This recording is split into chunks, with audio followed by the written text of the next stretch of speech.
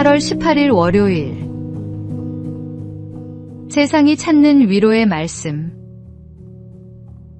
1억 명 이상이 사용하고 있는 한 성경 앱의 통계에 따르면 2022년에 가장 많이 공유된 성경 구절은 이사야 41장 10절이라고 합니다.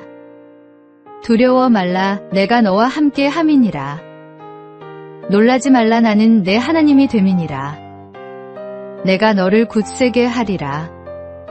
참으로 너를 도와주리라. 참으로 나의 의로운 오른손으로 너를 붙들리라. 이 앱을 만든 설립자는 사람들이 세상에서 지쳐 혼자라고 느낄 때 이 말씀을 많이 찾는 것 같다라고 말했습니다. 팬데믹으로 전 세계가 고통받았던 2020년에도 이 구절이 가장 많이 공유됐기 때문입니다. 2022년에도 역시 우크라이나 사태 등으로 각지에서 전쟁으로 고통받는 사람들이 많았습니다. 실제로 전쟁이 일어나자 우크라이나에서 성경 앱을 사용하는 빈도가 50% 증가했고 인근인 독일과 폴란드에서는 우크라이나어 성경 사용 빈도가 733%, 241%나 증가했습니다. 이 지역으로 피란을 떠난 우크라이나 난민들이 성경을 더 많이 읽었기 때문입니다. 불확실한 세상 속에서 살아가는 우리가 의지할 수 있는 것은 오직 변하지 않는 진리, 성경에 기록된 하나님의 말씀뿐입니다. 지금도 세계 곳곳에서 감당할 수 없는 고통을 겪고 있는 사람들이 많습니다. 우리가 이들을 위해 해줄 수 있는 최고의 선물은 바로 말씀과 기도입니다. 말씀, 두려워하지 말라, 내가 너와 함께 함이라. 놀라지 말라, 나는 내 하나님이 됨이라. 오늘의 만나, 고통받는 이웃들을 위해 기도하며 그들에게 하나님의 말씀이 전해지도록 선교 사역을 후원하시기 바랍니다.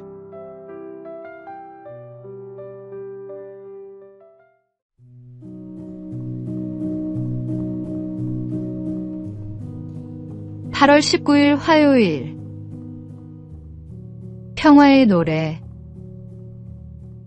2024 파리올림픽 비치발리볼 여자부 결승전. 브라질과 캐나다가 맞붙었습니다. 브라질이 1세트를, 캐나다가 2세트를 가져가며 승부는 3세트로 넘어갔습니다. 점수가 팽팽해질수록 선수들은 더욱 예민해졌습니다. 그러던 중 브라질 선수가 관중석 가족들에게 손을 흔들며 환하게 웃었습니다. 그런데 캐나다 선수는 자신을 조롱하는 것으로 착각했습니다. 순식간에 두 선수 사이에 고성이 오갔고 경기장 분위기가 험악해졌습니다. 심판이 양쪽에 경고를 주었지만 긴장감은 가라앉지 않았습니다. 바로 그때 경기장에 존 레논의 이매진이 흘러나왔습니다. 세상 모든 사람이 평화 속에서 살아가는 모습을 상상해 보세요. 라는 가사가 울려 퍼지자 마법 같은 일이 일어났습니다. 선수들은 웃음을 터뜨렸고 경기가 끝난 후 서로를 축하하며 사진을 찍고 화기애애하게 헤어졌습니다.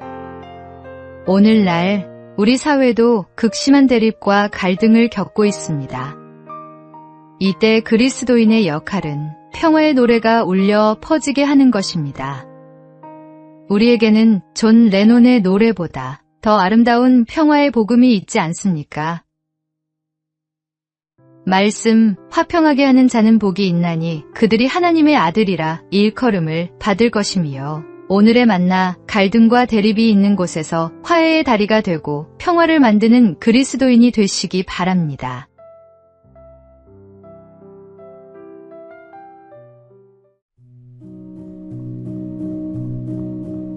(8월 20일) 수요일. 하나님의 완벽한 창조. 한여름 구슬땀을 흘려가며 밭을 돌보던 농부가 밭에 달린 호박을 보며 생각했습니다.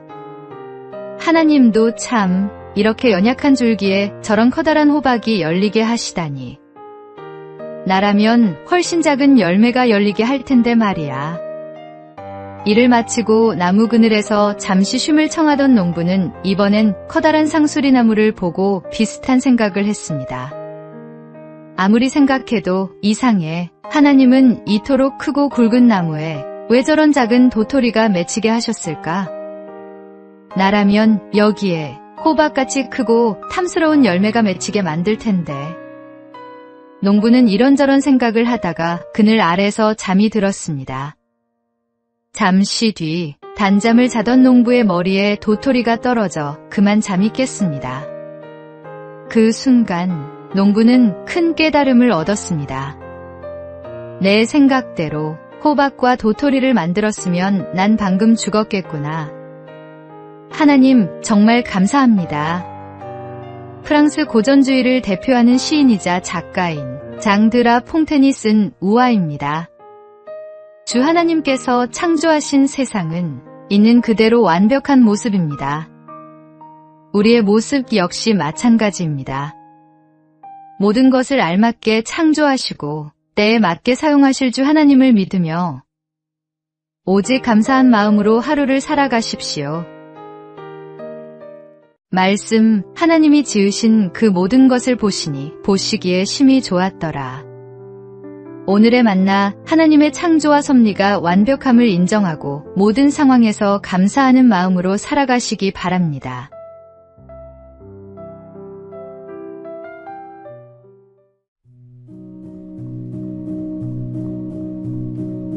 (8월 21일) 목요일. 박수와 용서 사이에서. 할리우드에서 유명한 배우가 되고 싶었던 두 친구가 있었습니다. 두 사람 모두 열심히 노력한 끝에 할리우드를 대표하는 여배우가 되었고, 두 사람 모두 관능미로 남자들의 마음을 사로잡았다는 공통점이 있었습니다. 그런 두 배우가 어느 날 서로 완전히 다른 길을 걷게 되었습니다. 한 배우는 성공하기 위해 더 험한 길을 선택했습니다. 수단과 방법을 가리지 않고 성공을 위해 모든 일을 감내했습니다. 성공한 수많은 남자를 만나는 것도 그 수단 중 하나였습니다. 반면 다른 한 배우는 달랐습니다. 그녀 역시 아름다움과 재능으로 헐리우드에서 큰 인기를 얻었지만 인생의 공허함을 깨달은 뒤 예수 그리스도를 인격적으로 만났습니다. 그녀는 말했습니다. 세상은 나에게 박수를 줬지만 나는 하나님께 용서를 구했습니다. 그녀는 신앙을 선택했고 이후 연예계 활동을 줄이며 고아와 입양아를 위한 단체를 세우고 기독교 방송과 간증 집회에서 하나님의 사랑을 전하는 삶을 살았습니다. 마치 세상의 조명이 아닌 하나님의 빛 아래로 돌아간 삶이었습니다. 인생의 중심에 주 예수님이 없는 사람은, 주 예수님이 존재하지 않는 삶은 껍데기 같은 삶을 살아갈 뿐입니다. 어떤 행복도 만족도 줄 수 없음을 깨닫는 지혜로운 성도가 되십시오. 말씀, 내가 주는 물을 마시는 자는 영원히 목마르지 아니하리니 내가 주는 물은 그 속에서 영생하도록 솟아나는 샘물이 되리라. 오늘의 만나, 진정한 성공은 예수님과 함께하는 삶에 있음을 깨닫고 그분을 인생의 중심에 모시는 제자의 삶을 살아가시기 바랍니다.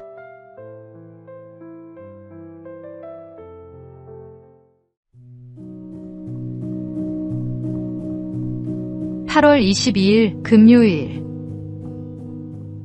하나님의 계획. 세계적인 클래식 공연장이자 뉴욕의 명소로 알려진 카네기홀은 누구의 이름에서 비롯된 것일까요? 바로 철강 산업으로 미국의 근대화를 이끈 인물, 철강왕 앤드류 카네기입니다. 그가 살았던 시대는 여성이 제대로 된 일자리를 얻기 매우 어려운 시기였습니다.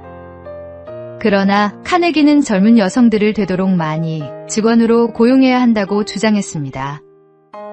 이 말을 들은 한 간부는 반박했습니다. 여자는 남자보다 체력이 약하고 교육도 많이 받지 못했습니다. 여자를 채용할 여력이 있다면 남자를 더 많이 채용하십시오. 그러나 카네기의 대답은 확고했습니다. 내 경험으로 볼 때는 완전히 다릅니다. 여자가 남자보다 더 뛰어난 부분이 당연히 있습니다.